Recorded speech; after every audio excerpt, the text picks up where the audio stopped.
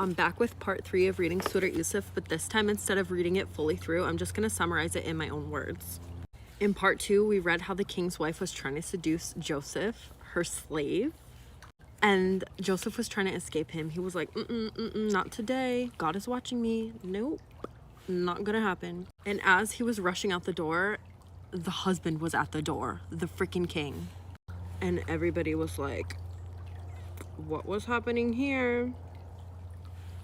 And at this point, I was like, oh, they're gonna do something bad to Joseph. But luckily, because Joseph's shirt was ripped from behind, they realized it was the wife's fault. And now we're up to speed.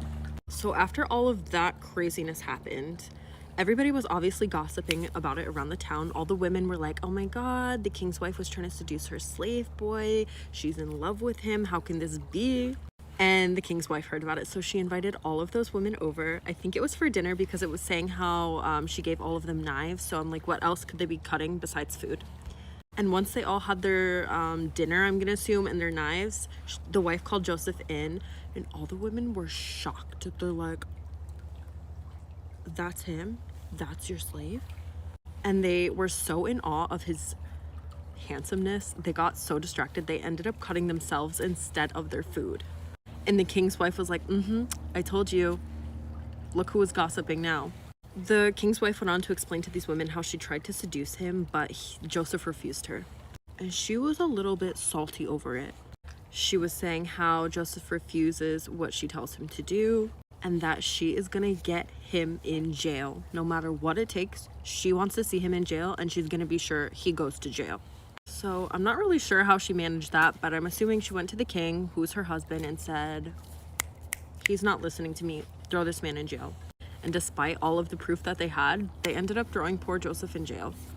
But this didn't get Joseph down. No, it did not. God's plan always prevails. When Joseph was in jail, he met these two lovely men who kept having dreams, and they asked Joseph to interpret the dreams for him.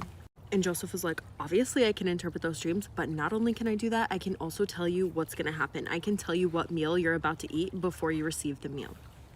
And he told these two men, one was gonna survive and be pressing wine, and the other was gonna get crucified.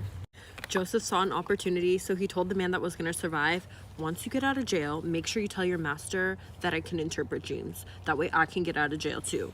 And the man finally did get out of jail, but he forgot to tell his master. So a few years went by, Joseph was still in jail. And finally, after years, the king was like, I just had this dream of some fat cows.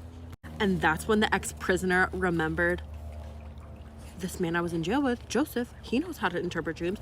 So he told his master. And that's all we're gonna read for today. Come back tomorrow for part 4.